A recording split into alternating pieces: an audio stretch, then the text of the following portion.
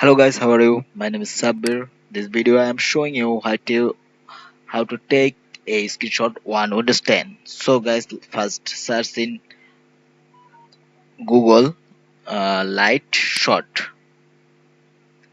This is a small tool, and this tool is very powerful tool, and you can do screenshot. And first I download this,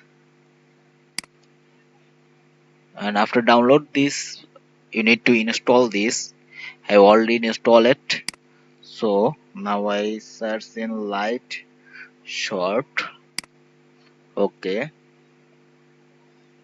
I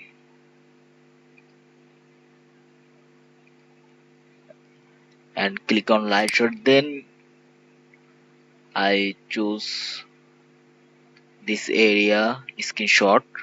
If you want, you can do this, and if you want, you can write, and you can do this. And this is really very much good.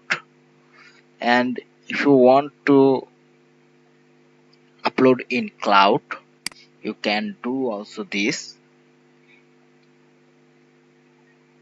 This is uploading.